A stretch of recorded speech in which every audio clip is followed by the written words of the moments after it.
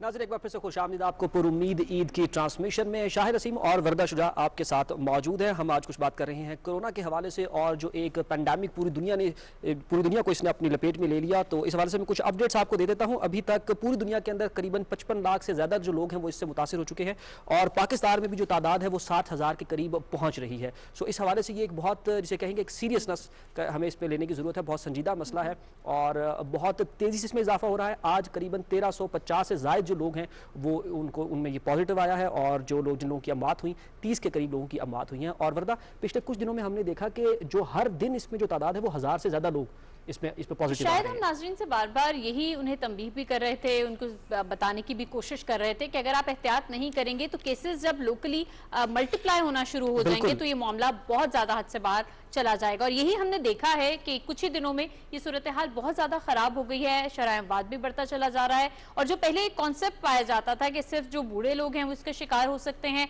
या पहले से बीमारी की किसी लपेट में है तो शायद तभी आपको वायरस अटैक कर सकते हो, तो ऐसा कुछ नहीं हुआ।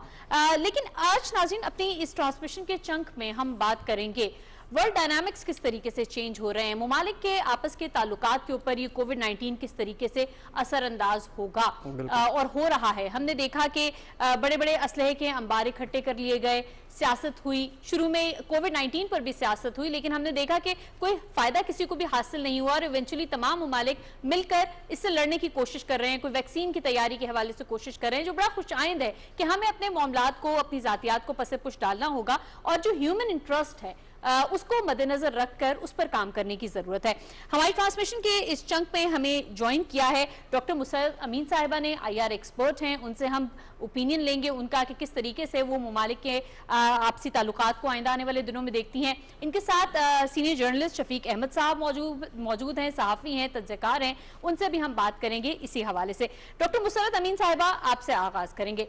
कोविड-19 का आना और पूरी दुनिया का उसकी लपेट में चले जाना, आगाज में उस पर सियासत का होना, लेकिन हमने देखा कि उससे कुछ हासिल नहीं हुआ। अमेरिका, चाइना भी सामने नजर आए, तुंदो तेज जुमलाबाजियां भी हुई इस हवाले से, लेकिन कुछ हासिल नहीं हुआ। कैसे देख रही हैं आइंदा आने वाले दिनों में जो दुनिया की बड़ी ताकतें हैं उनके आपसी ताल्लुकात को किस तनाजुर में आप देखती हैं? बहुत शुक्रिया वर्दा। सबसे पहले तो सामीन को अस्सलाम वालेकुम और ईद मुबारक। और उम्मीद है कि उन्होंने ये ईद जो है इस पैंडेमिक में जो है वो जो SOPs हैं गवर्नमेंट ने इंट्रोड्यूस करवाए उसके हवाले से उन पे अमल करते हुए गुजारी होगी। और दूसरा अच्छा सवाल है आपका। शुरू में आपने देखा कि जब ये चाइना से पैंडेमिक ये शुरू हुई तो उसमें अब अगर आप ममालिक को देखें जिनकी आपस में ट्रेड वॉर चल रही थी, अमेरिका को देख लें, बाकी यूरोपियन कंट्रीज जो हैं, एक तरह से उन्होंने इसको जो है वो बड़ा शायद उन्होंने इसको अपनी इकोनॉमी के लिए, मैं क्या अल्फाज इस्तेमाल करके पॉजिटिव लिया कि चाइना की अब इकोनॉमी डाउन जाएगी, क्योंकि बहुत अरसे से आपस में उनके जो एक ताल्लुकात सर्द जंग की तरह से चल रहे थे, लेकिन वो इसको अवॉइड नहीं कर सकते थे, इसलिए कि पूरी दुनिया आपको पता है ग्लोबलाइजेशन है और किसी तरह से आप जो है वो ट्रेड या इकोनॉमिक रिलेशंस जो है उनको आप अवॉइड नहीं कर सकते। पूरी दुनिया एक विलेज की तरह से बन चुकी है। लेकिन जब आहिस्ता आहिस्ता बाकी ममालिक में फैलना शुरू हुई है, अब आप अमेरिका में देखें, यूरोप में देखें, उसके बाद देखें कि दुनिया ने इसे किस तरह से सीरियस लेना शुरू किया। और हुआ क्या, चाइना ने जो लॉकडाउन शुरू किया, चाइना ने जो प्रिकॉशनरी मेजर्स लिए, जब वो चाइना को पहले मजाक कर रहे थे या इस तरह की उनकी लफाजी थी, उसके बाद उन्होंने बिल्कुल चाइना को फॉलो करना शुरू कर दिया, लॉकडाउन शुरू कर दिया, SOPs इंट्रोड्यूस करवाए और उन्होंने बताया कि किस तरह से अपने शहरियों को बचाना है।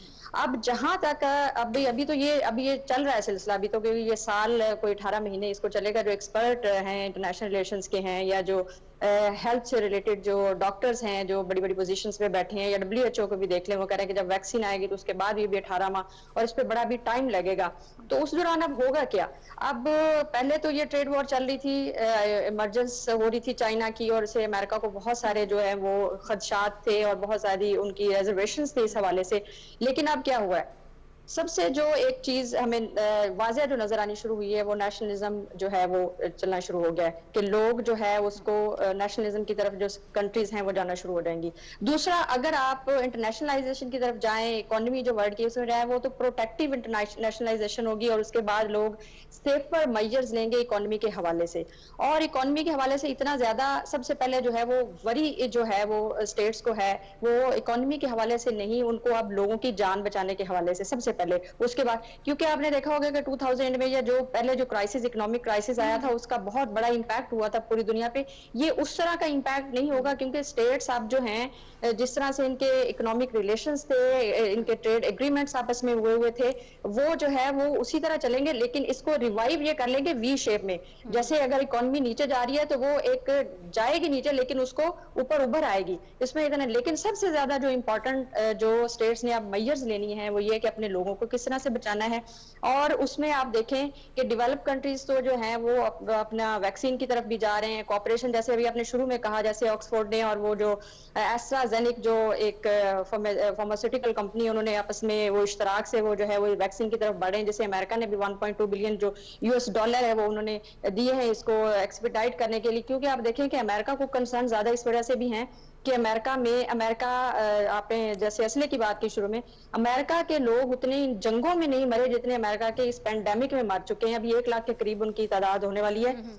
और शुरू में ट्रंप ने ये भी कहा था कि अगर 2 लाख लोग मर गए तो हम अपने आप को बड़े खुशकिस्मत समझेंगे कि हमने लोगों को कितना बचा लिया है। तो ये सबसे पहले अब जो स्टेट्स हैं वो अपने लोगों को बचाएंगी, और वो जो एसओपीज इंट्रोड्यूस करवा रही हैं कंट्रीज, अब उन पे लोगों को जो है सबसे ज्यादा जो हो उस पे अमल करना होगा।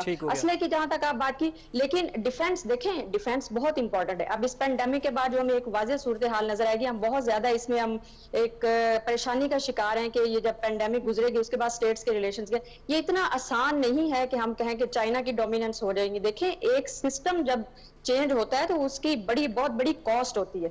तो ये अब जो फियर्स हैं, ये लोगों को ये भी समझना चाहिए, जो हायर एक्सपर्ट्स हैं उनको ये भी इस चीज के बारे में लोगों को ये भी बताना चाहिए, जो रिसर्च करते हैं, कि ये इतना आसान नहीं है कि एक सिस्टम जब चाइना का वो आएगा पूरी दुनिया में और वो कहते हैं कि फटाफट सब चेंज हो जाएगा और चाइना की डोमिनेंस हो जाएगी, जो कि अमेरिका को बेसिकली फ्रस्ट्रेशंस है, जो फियर्स हैं अमेरिका को, जिसकी वजह से अमेरिका चाइना के साथ जो अपने ताल्लुकात भी खराब है। तो ये चीजें जो हैं कुछ पॉजिटिव इस सेंस में है कि नेशनलिज्म, अगर आप अंडर डेवलप कंट्रीज की बात करते हैं या डेवलपिंग कंट्रीज की बात करते हैं तो आप पाकिस्तान को देखें, इंडिया को देखें, या बाकी जो सार्क कंट्रीज हैं, बहुत सारी ऐसी चीजें आई हैं। टेक्नोलॉजी की तरफ आप देखें कि लोगों को हमें अबे अवेयरनेस ही नहीं थी कि हमने ऑनलाइन जाना है। ठीक है डॉक्टर साहब, इस पर मजीद भी बात करते हैं, डिजिटलाइजेशन के हवाले से बात करेंगे। शायद आपका सवाल है। एक मैं एक पॉइंट इसमें ऐड करना चाहा था, जिस तरह से डॉक्टर साहब ने कहा कि अब जो एक रीडिफाइनिंग का जो सिलसिला है वो शुरू हो चुका है, जो पावर सेक्टर है उसमें भी, जो एनर्जी सेक्टर है उसमें भी, और चाहे वो डिफेंस हो चाहे भी पावर पॉलिटिक्स हो, रीडिफाइन किया जा रहा है अपनी प्रायोरिटीज को। तो शफीक अहमद साहब, जो मीडिया है, क्या मीडिया को भी रीडिफाइन करना पड़ेगा? पहले तो सिर्फ कमर्शियलिज्म था या फिर जो है ना वो एंटरटेनमेंट पे ज्यादा फोकस था, तो क्या मीडिया एथिक्स या ओवरऑल जो मीडिया के पर्सपेक्टिव है, या मीडिया कितना पावरफुल हो सकता है अगर वो खौफ फैलाना चाहे या वो सनसनी फैलाना चाहे, तो वो कितना पावरफुल हो सकता है? तो क्या मीडिया भी खुद को रीडिफाइन करेगा या करना चाहिए? देखिए, मीडिया एक नए फेज से गुजर रहा है। मतलब देखिए, जो मेन स्ट्रीम मीडिया है उसके पैरेलल डिजिटल मीडिया आ गया है, और डिजिटल मीडिया इतना स्ट्रांग है कि अभी सिर्फ फोकस या सिर्फ लोग मेन स्ट्रीम मीडिया को देखते और सुनते नहीं हैं, बल्कि जो पैरेलल जो डिजिटल मीडिया है और उसके जो डिफरेंट टूल्स यूज होते हैं डिजिटल मीडिया के लिए, उसमें व्हाट्सएप है, उसमें स्काइप है, जूम है, मुख्तलिफ यूट्यूब है, और वो सारा कुछ यूज हो रहा है। तो अभी यह है कि मीडिया को और भी मोहतात होना पड़ेगा। मैं समझता हूं कि मीडिया पे बड़ी रिस्पॉन्सिबिलिटी थी, और मैं समझता हूं कि शायद मीडिया ने रिस्पॉन्सिबिलिटी अपनी सही प्ले नहीं किया है। उसकी वजह यह है कि सिर्फ अगर आप बात करते हैं कि जी आइसोलेशन में चले जाएं, आप सोशल डिस्टेंसिंग रखें, तो this is not the solution. जो प्राइम मिनिस्टर इमरान खान भी कह रहा है, जो दुनिया कह रही है कि जी आप पूरी दुनिया को आइसोलेट कर दें, क्वारंटीन कर दें, तो दुनिया चलेगी कैसे? इसका मतलब यह है कि आप लोगों में अवेयरनेस शुरू करें। आप ऐसी एक टीम जो साइंटिस्ट की है वो लोगों को बताए कि भाई जब तक वैक्सीन नहीं आता आपने अपनी इम्यूनिटी डेवलप करनी है, इस पे प्रॉपर लोगों को एजुकेट करना है। अच्छा, अब इम्यूनिटी डेवलप करने के लिए सिर्फ ये मशवरा हो कि जी आप जूसेस पियो, चिकन खाएं, तो भाई पाकिस्तान जैसा मुल्क, गरीब मुल्क, गोश्त नहीं खा सकता, वो गोश्त नहीं खा सकता। आप उसको पैरेलल चीजें बना के बताएंगे, और ये रिस्पॉन्सिबिलिटी हेल्थ डिपार्टमेंट की। ये अच्छा शफीक साहब, इसमें एक पॉइंट और ऐड कर लीजिए कि जब आपका लीडर कोई डिसीजन ले ले तो फिर उस डिसीजन के बारे में इब्हाम पैदा करना शुरू कर देना। देखिए, this is really stupid, but I will say in simple language. देखिए, जब आपका प्राइम मिनिस्टर होता है वो कौम का एक लीडर होता है, और वो बहुत जिम्मेदार होता है, और उसका स्टेक भी बहुत बड़ा होता है। आप इजीली, हम गवर्नमेंट को क्रिटिसाइज करते हैं लेकिन क्रिटिसिज्म की कुछ बुनियाद होनी चाहिए। जिस तरह अपोजिशन ने एक इजलास बुलाया इस कोरोना पेंडेमिक में रमजान में, ठीक है, अच्छा उसका फायदा क्या हुआ? Nothing. They spend millions of rupees on this. Healthy criticism करना चाहिए, बिल्कुल सही। नहीं, हेल्दी नहीं, हेल्दी सिर्फ नहीं होती क्रिटिसिज्म। हेल्दी ये है कि अगर कोई चीज बुरी है उसका आप पैरेलल सॉल्यूशन बताएंगे। अगर आप सिर्फ क्रिटिसाइज करेंगे तो क्रिटिसाइज तो मैं हर एक को कर सकता हूं, लेकिन मैं कहूंगा जी इसका सोल्यूशन ये है, आप अपोजिशन या कोई भी आता है वो गवर्नमेंट को क्रिटिसाइज करती है, उसका वो पैरेलल सोल्यूशन बताएगी कि जी ये मेरी सजेशन है, बिकॉज मेरा में कौम का दर्द है, कौम एक तकलीफ में है, पेंडेमिक है, जनरली पेंडेमिक है, बड़ा मसला है, तो ये अल्टरनेट मैं सोल्यूशन दे रहा हूं। जब आप सोल्यूशन नहीं दे रहे और सिर्फ क्रिटिसिज्म कर रहे हैं तो वो मकसद हल नहीं होता।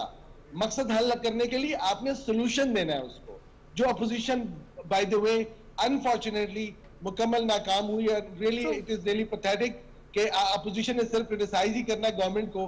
भैया पैरेलल सोल्यूशन दें। लॉकडाउन, कर्फ्यू, अब शायद खाकाना बाजी साहब पुराने प्राइम मिनिस्टर रहे हैं, वो कह रहे थे कर्फ्यू लगा दें। अब कर्फ्यू सोल्यूशन है इस गरीब मुल्क का जहां पर 40 मिलियन की जो तादाद है वो पॉवर्टी लाइन से नीचे रह रही है। वो लोग क्या करेंगे? 40 मिलियन को ये गवर्नमेंट खाना पहुंचा सकती है या पैसे दे सकती है? क्या नॉट? शफीक साहब, वो मॉडल तो ऑलरेडी फेल हो चुका है और पाकिस्तान के मॉडल को फॉलो करना शुरू हो गई है दुनिया और बड़े अप्रिशिएट किया जा रहा है। Oh yes, that is really appreciable. Prime minister का जो विजडम है, रियली इट इज अमेजिंग। आप जितना मर्जी क्रिटिसाइज कर ले, उसने बहुत स्मार्टली प्ले किया है। अभी जो मेरा फियर है वो ये है कि WHO कह रहा है कि देखिए सेकंड वेव से हमें डरना चाहिए, ये तो गर्मियां गुजर जाएंगी, सर्दियों में फिर आएगा। अच्छा, अब WHO ये भी कह रहा है कि वैक्सीन का हमें पता नहीं है कि साल में डेवलप करते हैं, 2 साल में होता है, इसलिए कि नोवेल कोरोना वायरस है, ये बड़ा नया है और हम इसको ऑब्जर्व कर रहे हैं।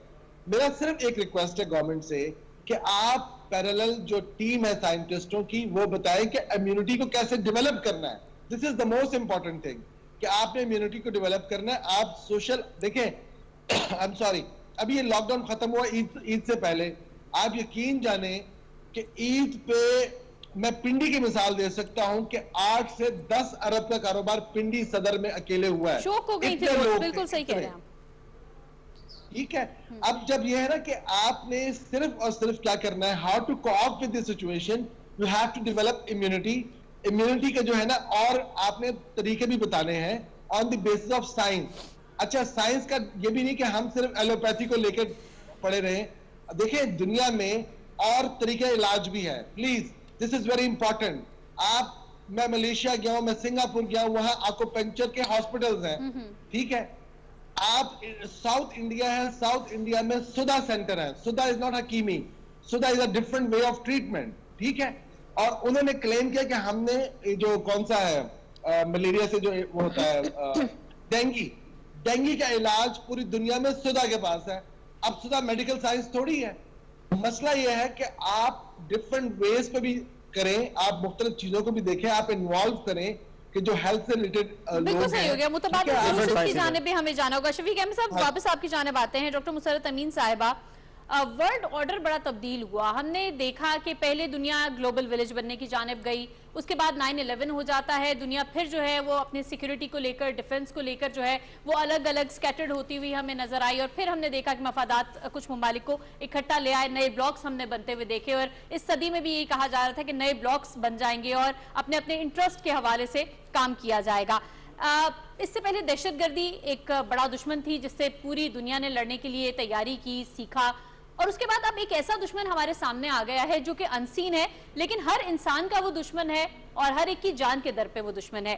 क्या समझती हैं, इस अनसीन दुश्मन से लड़ने की कितनी सलाहियत मौजूद है? क्या डिफरेंट स्ट्रैटेजी होनी चाहिए बज़ाहिर जो नजर आता है दुश्मन और अनसीन दुश्मन में? और क्या दुनिया के ताल्लुकात इससे अफेक्ट होते हुए भी आप देख रही हैं? बहुत अच्छा सवाल किया वद्दा आपने, और इसी पे पहला जो क्वेश्चन आपने मेरे से किया था उसी पे मैं बात कर रही थी। अब जो वर्ल्ड है वो जाएगी हाइपर ग्लोबलाइजेशन की तरफ जाएगी।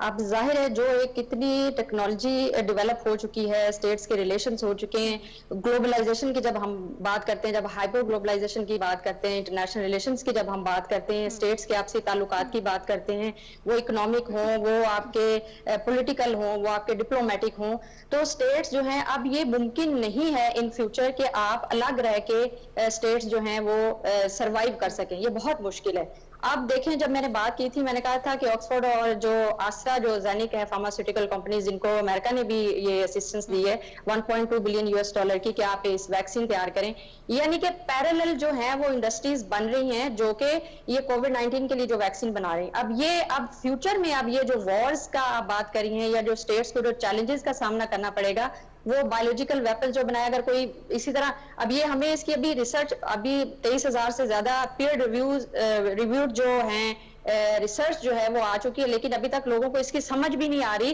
कि ये पेंडेमिक, ये जो कोविड-19 है, ये बेसिकली हमारी अंडरस्टैंडिंग अभी तक नहीं हो सकी इतने रिसर्च आर्टिकल आने के बावजूद। और अब जब फ्यूचर में हमने इन बीमारियों से और ऐसी चीजों से हमारा, अब ये आप भूल जाएं कि हमारी अब वॉर्स होगी कि फौजी लड़ेंगे, एटम बम गिराएंगे, ये करेंगे, ये चीजें, ये चैलेंजेस आपको आने हैं, इसी तरह के चैलेंजेस आ रहे हैं। अब ये स्टेट्स को बैठ के सोचना होगा कि उन्होंने इसका हल किस तरह से निकालना है, इसका सोल्यूशन किस तरह। सिर्फ आप ये लड़ते रहेंगे, क्रिटिसाइज करते रहेंगे ये चाइनीज वायरस है, और वो ये कहते रहे कि ये अमेरिकन फौजी आए थे, ये करके गए और पूरी दुनिया इसी में फंसी रहे, ये जब तक आप ये करते रहेंगे, आप इसका सोल्यूशन बिल्कुल, ये शफीक साहब ने बड़ी अच्छी बात की कि जब आप क्रिटिसिज्म करते हैं, सिर्फ criticism for the sake of criticism, तो मैं आपके अंदर 100 खामियां निकाल सकती हूँ। लेकिन अगर आप उस चीज का सोल्यूशन दें और पॉजिटिव सोल्यूशन दें, और आप बताएं कि ये मेरे अंदर, मुझे तकलीफ है कि दुनिया इससे गुजरी है, ये कोविड-19 किसी को स्पेयर नहीं कर रहा, वो ये नहीं देख रहा कोई अमीर है, गरीब है, या ये अमीर ममालिक है। अगर ये अमीरों और गरीबों की बात होती तो ये यूरोप और जो अमेरिका में सबसे ज्यादा लोग मरे, तो वहां ना मरते, जिधर गुर्बत है सबसे ज्यादा, ये देख लें पाकिस्तान, इंडिया में, तो फिर लोग यहाँ पे मरते।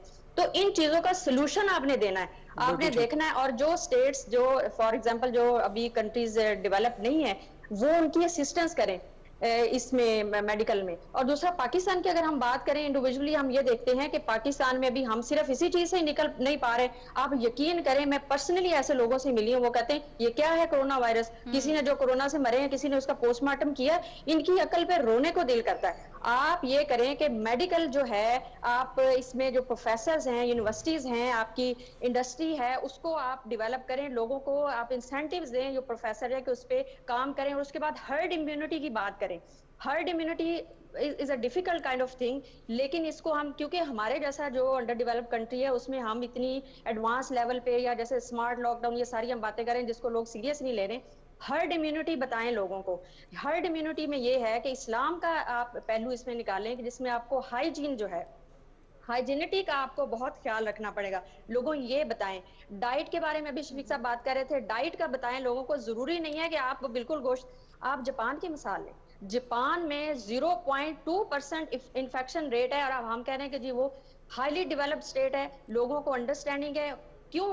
वहां पे लोग, उनका ये जो उनका मिलने का तरीका है, वो ऐसे हाथ जोड़ के मिलते हैं, वो हैंडशेक नहीं करते, किसिंग नहीं करते, वो एक दूसरे के गले नहीं मिलते। और उनकी जो, आप उनकी डाइट आप चेक करें, वो देखें। हमारे यहाँ तो यहाँ पे जो तीसरी जो इसकी हर्ड इम्यूनिटी में मैं बात करना चाह रही थी, वो फिजिकल एक्टिविटी है। हमारे यहाँ फिजिकल एक्टिविटी को इतना मजाक से, मतलब हमारे यहाँ परसेंटेज अगर आप निकालें तो मैं कहती हूँ 2%, तो मैं बहुत ज्यादा कह रही हूँ, इससे भी कम लोग होंगे जो कि फिजिकल एक्सरसाइज की तरफ, वॉक की तरफ और इन चीजों की तरफ जाएंगे।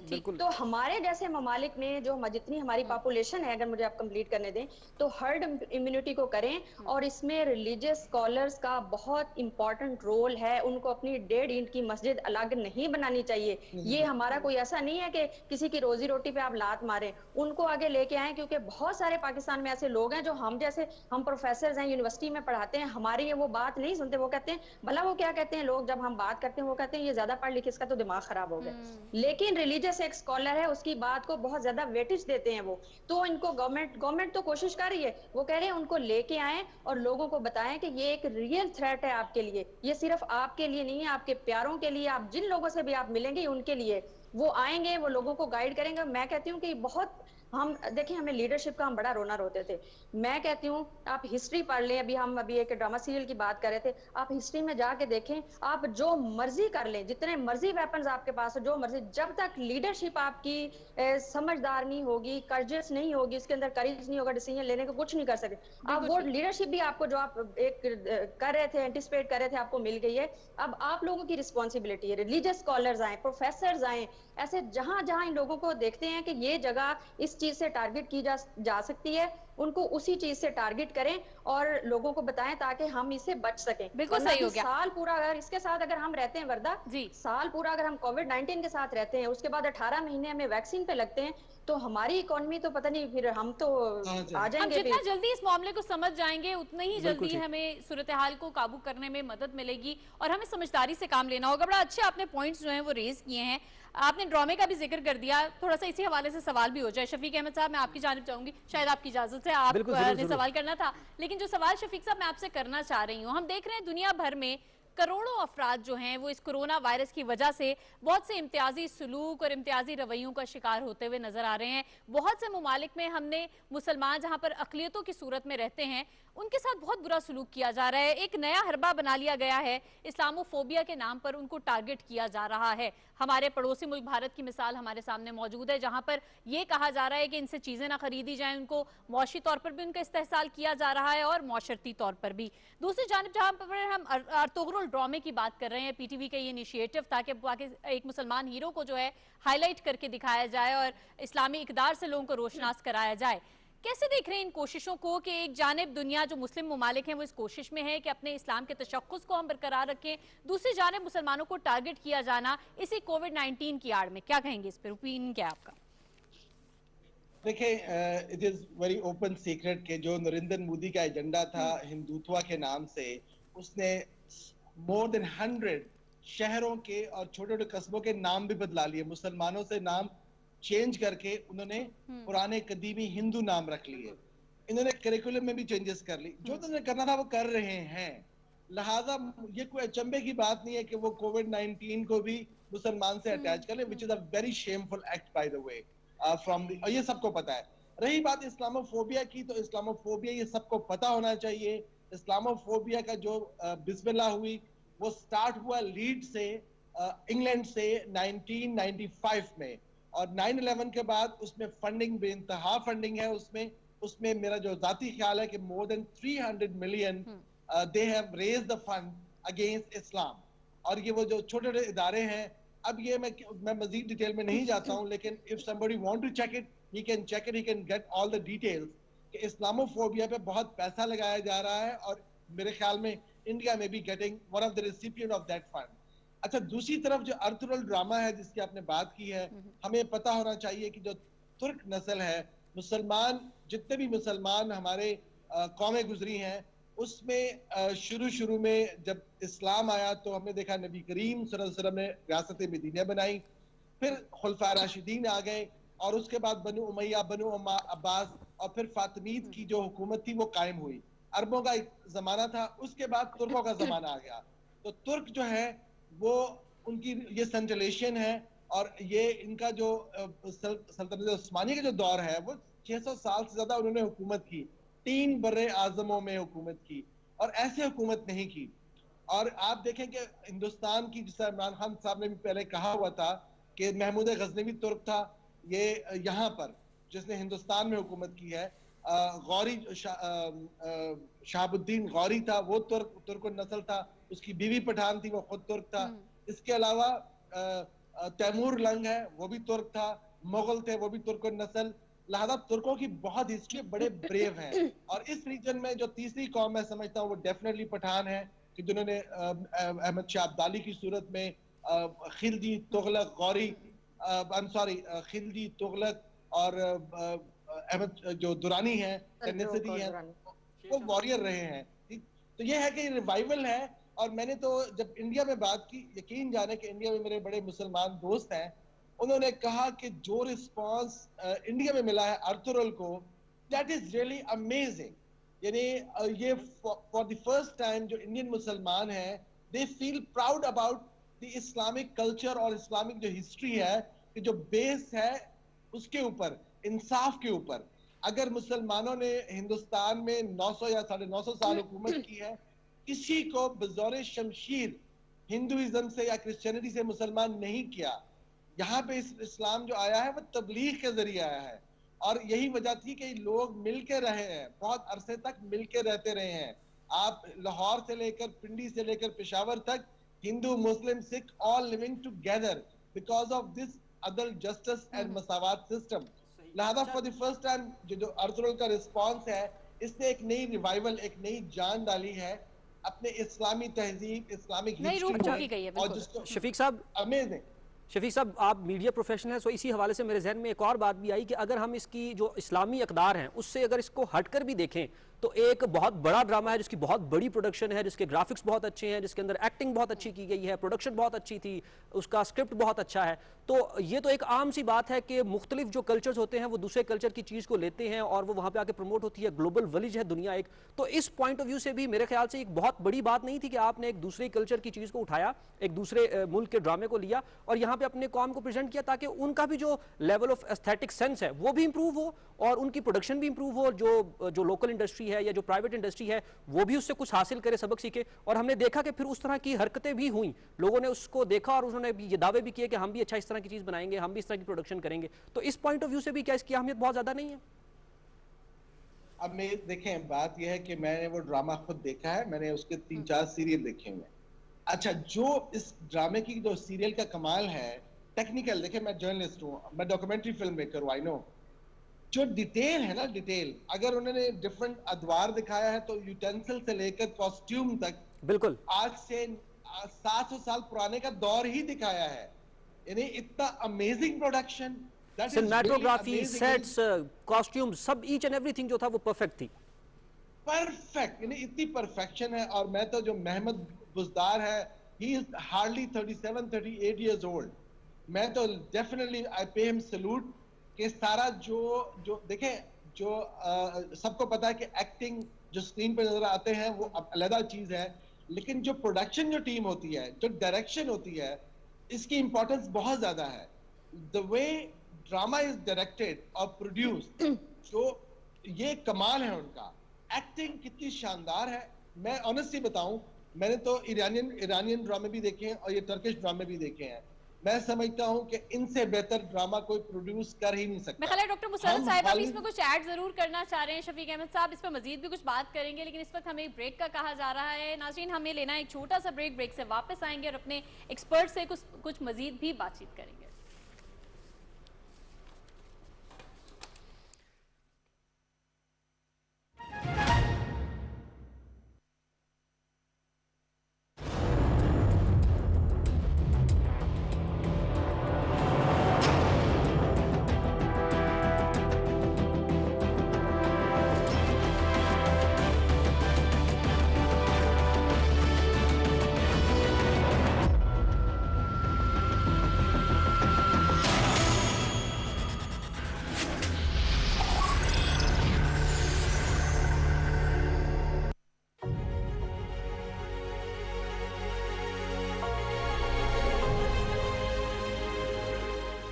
कोरोना में शरह अमवात क्या है? आलमी आदाद-ओ-शुमार के मुताबिक ये शरह 3 से 4% है। अक्सर सूरतों में बरवक्त तिब्बी इमदाद से इसका इलाज मुमकिन है। कोरोना से डरना नहीं, लड़ना है। पाकिस्तान का सैटेलाइट साइंस एंड टेक्नोलॉजी।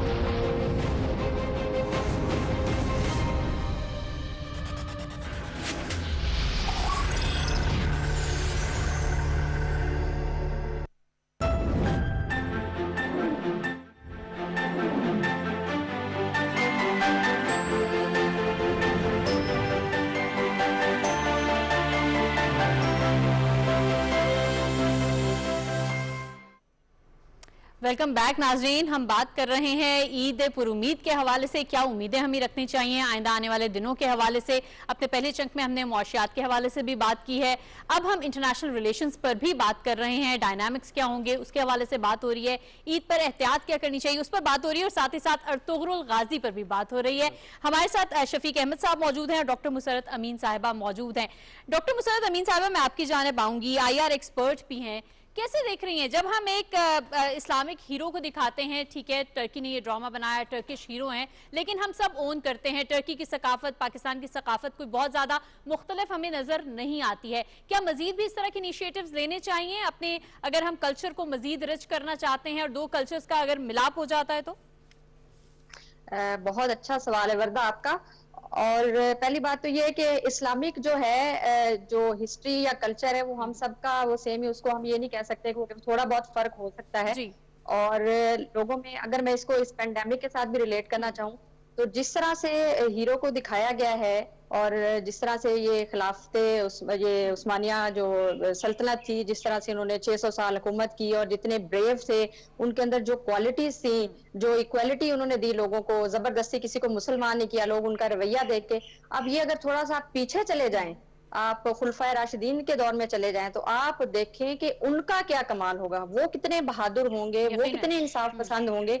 ये चीजें आप लोगों को, अब लोग घर बैठे हुए हैं, लोगों के पास टाइम है, ये अगर हम रिवाइवल कर सकते हैं तो ये बहुत अच्छी बात है। और दूसरा, पीटीवी को मैं क्रेडिट देना चाहूंगी।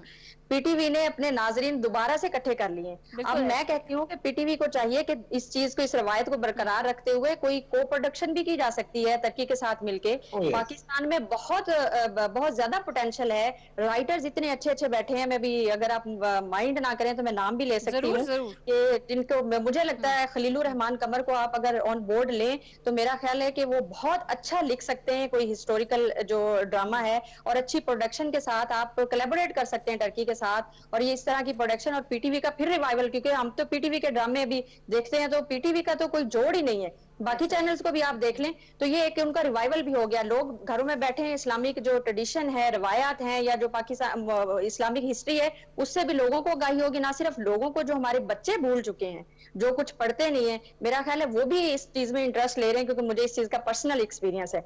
और दूसरी बात ये है कि सबसे इंपॉर्टेंट बात जो इस पेंडेमिक में हम कर सकते हैं कि आप ये देखें कि अगर आप हिस्ट्री पढ़ें तो वो लॉयल रहे हैं अपनी स्टेट के साथ, चाहे वो कोई ट्राइब थे, कोई ग्रुप्स थे, जो भी थे। तो सबसे इंपॉर्टेंट बात यह है कि ये लोगों को भी बैठ के सोचना है कि अपनी 1.5 ईंट की मस्जिद हमने नहीं बनानी। We have to be loyal towards our state, ठीक है ना। अगर आप कोई क्रिटिसिज्म करते हैं, अपनी ईदें मनाने की कोशिश करते हैं, या ये बिल्कुल भी, और जो लीडर है, जो आपका प्राइम मिनिस्टर है, उसका ऑर्डर इसी तरह इंपॉर्टेंस रखता है जिस तरह के आपका लॉ है। You have to abide by. ये सबसे इंपॉर्टेंट चीज आप हिस्ट्री में से भी ले लें और ये देखें, ये भी लोगों को बताने की जरूरत है। और ये मेरा ख्याल है क्रक्स है इन चीजों का कि लोग इस चीज को रियलाइज करें। उसके बाद ये कुछ चीजें हम घर बैठे हैं, इन चीजों से आप देखें, टेक्नोलॉजी है, बहुत सारे ऐसे नेटफ्लिक्स है, इन तरह लोग देख रहे हैं इन चीजों को और बहुत सारा इनसे फेमिलियर हो रहे हैं कि ये चीजें क्या हैं। और जैसे अभी मैं थोड़ा सा अगर आपको इधर से डिविएट करूं ड्रामे से, तो सार्क का जो वीडियो लिंक कॉन्फ्रेंस हुआ है लीडर्स का, आप देखें कि ये एक बहुत अच्छी चीज है। आपने कितना बड़ा इससे पैसा भी बचा लिया। ये मतलब अगर आप फ्यूचर में भी इसको कंटिन्यू कर सकते हैं कि किसी स्टेट में ये वो होस्ट करते थे, इतना आपका पैसा खर्च, अपने रिसोर्सेज इतने आपके, हम गरीब ममालिक हैं, वो इतने रिसोर्सेज जब आप खर्च करते थे, वही जो आप बचा के अगर वीडियो लिंक के थ्रू आप ये इस तरह की कॉन्फ्रेंसेज अरेंज कर लें तो मेरा ख्याल है ये भी एक बहुत अच्छी और पॉजिटिव चीज है। दूसरी बात यह है कि क्योंकि मैं यूनिवर्सिटी में पढ़ाती हूँ, प्रोफेसर हूँ, तो मुझे ये कि ऑनलाइन जो क्लासेस का कॉन्सेप्ट था, हम में से बहुत से लोगों को, हम तो इस चीज को हम कहते थे ये क्या चीज है, लेकिन जब हमारी अब इसके साथ फेमिलियरिटी हुई है, हम इन चीजों को लेना शुरू, ये एक अच्छी चीज है कि किसी भी क्राइसिस में या इस तरह की सिचुएशन इमर्ज होती है तो ऑनलाइन क्लासेस का जो, या ऑनलाइन अपने स्टूडेंट्स के साथ ऑनलाइन जो आप बात भी करना चाह रहे हैं, वो रिसर्च के हवाले से। जी बिल्कुल सही आपने पॉइंट इसी हवाले से मेरे पास एक सवाल भी था। एक मुझे अगर कहने दीजिएगा, लेकिन मैं एक बात कहूं कि ये उसका अल्टरनेटिव तो आप कह सकते हैं, लेकिन एक परमानेंट सोल्यूशन नहीं है। इसको अगर स्ट्रेटजी को अगर गवर्नमेंट अडॉप्ट करे तो क्लासेस का, अगर मैं थोड़ा सा, अगर पेरेंट्स भी इस पे अगर विलिंग हो तो जो स्टूडेंट्स हैं उनको डिवाइड करके, फॉर एग्जाम्पल चंद स्टूडेंट्स को, जैसे सोशल डिस्टेंसिंग है, SOPs जो गवर्नमेंट इंट्रोड्यूस करवाए उनको लेते हुए अगर क्लासेस ली जा सके कि हफ्ते में एक स्टूडेंट ने एक दिन आना है, और इसी तरह अल्टरनेटिव है वो दूसरा स्टूडेंट डिवाइड कर लिया जाए, और इसी तरह टीचर्स जो प्रोफेसर्स हैं, तो मेरा ख्याल है हम वो भी उसको, जो हमारी एक ट्रेडिशनल हमारा स्टडी है, उसको यूनिवर्सिटी को हम आबाद किए कर सकते हैं। इस पे भी गवर्नमेंट शफीक अहमद साहब की जानिब लेकर जाऊंगी। डॉक्टर साहिबा, शफीक अहमद साहब, डिजिटलाइजेशन की जानिब दुनिया जाने की बात कर रही है, हर चीज ऑनलाइन हो रही है, खरीदारी हो रही है, डॉक्टर्स जो है वो आपको ऑनलाइन एडवाइस करेंगे, पढ़ाई जो है वो ऑनलाइन होगी। क्या ये समझ लिया जाए कि आइंदा आने वाले दिनों में हम दोबारा रिवायती तालीम हासिल करने के लिए दोबारा से तालीमी इदारों का रुख नहीं कर पाएंगे, और अगर इसी तरीके से हमें आगे चलना है तो क्या हम उसके लिए तैयार हैं? जो चैलेंजेस इस हवाले से हमें दरपेश होंगे? देखिए, चैलेंज बहुत ज्यादा चैलेंज होंगे पाकिस्तान जैसे मुल्क को, इसलिए कि हम डिजिटल की तरफ जा रहे हैं। ऑलरेडी अगर ई कॉमर्स की बात करें और बाइंग थ्रू इंटरनेट या ऑनलाइन परचेजेस जो है पूरी दुनिया में 25% से ज्यादा बढ़ गई है। यानी लोग होम डिलीवरीज है, ये सारा कुछ अब चीजें जो है ना वो शुरू हो गई हैं। जो मेरी अंडरस्टैंडिंग है, मैं तो समझता हूं कि जैसे हम क्रिप्टो करेंसी की तरफ भी जाएंगे। कि मैं इकोनॉमिस्ट नहीं हूं, लेकिन मुझे मेरा फियर है, मेरा हंच है कि अभी देखिए कुछ फोर्सेस होती हैं जो मॉनिटरी को कंट्रोल करने की कोशिश करेंगी। अभी आपकी इंटरनेशनल करेंसी जो है वो डॉलर है, इससे पहले पाउंड स्टर्लिंग इंटरनेशनल करेंसी थी। अभी चूंकि बहुत बड़ा प्रेशर है दुनिया में, चूंकि अभी ये जो शिफ्ट हो रही है, पावर की शिफ्टिंग होने वाली है। This is the time. Post corona की चीजें होंगी, उसमें पावर शिफ्ट होगी। अमेरिका, लोग कहते हैं, मैं खुद भी उसका बिलीवर हूं कि America will be no longer a super power in the world. China will definitely be emerging the super power. और ये जो प्रेशर है कि बिफोर ये डॉलर को युआन की तरफ लेके जाएं, ये क्रिप्टो करेंसी की तरफ समहाउ लेके जाएंगे ताकि इसको कंट्रोल किया जा सके। रही बात कम है, मैं एक पॉइंट ऐड करना चाहता हूं ताकि आप इसको कंक्लूड कर सकें। वक्त हमारे पास कम है, इसको कंक्लूड कीजिएगा। ये जो सोशल मीडिया है या डिजिटल मीडिया, हम इसको अगर ब्रॉडर टर्म में कहें तो इसकी एक डार्क साइड भी है, और वो ये कि जो डाटा है वो बहुत बड़ी तादाद में कंट्रोल किया जा सकता है, एजेंडा प्रोपेगेट किया जा सकता है, उसको मैनिपुलेट किया जा सकता है, इंफॉर्मेशन को अपने मफाद के लिए स्पेसिफिक किस्म की माइंडसेट जो है वो बनाए जा सकते हैं। तो ये जो जिन है इस तरह का, जिसकी एक ये वाली साइड भी है, एक डार्क साइड भी है, उसको किस तरह से कंट्रोल किया जाना चाहिए या उसके लिए खुद तैयारी कैसे की जा सकती है? This is very very important. मौजूदा दौर में इसकी बड़ी ज्यादा इंपॉर्टेंस है कि हमें कोई ऐसी फैक्ट चेक करने के लिए कोई मशीन, कोई ऐसी चीज बनानी चाहिए कि हम सोशल मीडिया पे जो फेक न्यूज है उसको कंट्रोल कर सकें। लेकिन let me add very important thing for you. देखिए, अमेरिका की अभी एक रिसेंटली जो माइक पेम्पियो है, उसका एडवाइजर है, उसकी कुछ रिलीज आई है कोरोना बिग बुक के नाम से, जिसमें उन्होंने रिपब्लिकन को एडवाइस किया है कि you continue blaming China for this कोविड-19। ठीक है, अब चीजें रिवील हुई हैं। इसका मतलब है कि प्रोपेगेंडा में गवर्नमेंट भी शामिल होती है। वो जो मैं जो कह रहा हूं कोरोना बिग बुक है, वो इतनी बड़ी रिवोल्यूशन है कि जिसमें कहा गया कि आपने चाइना पे सैंक्शन भी लगानी है इस कोविड के पीछे। इन्हें पूरी साजिश प्लान किया गया है कि कैसे आपने चाइना को बदनाम करना है। अब ये वो चीजें जो है ना, अब इसको रोकना बड़ा जरूरी है। इसके लिए कुछ गैजेट्स होने चाहिए और इसके लिए एजुकेशन होना चाहिए ताकि लोगों को पता चले कि कौन सी फेक न्यूज है और कौन सी जेन्युइन है। ऑथेंटिसिटी चेक की जाए। बिल्कुल, फ्यूचर जो है वो डिजिटल मीडिया का है, इससे भागा नहीं जा सकता।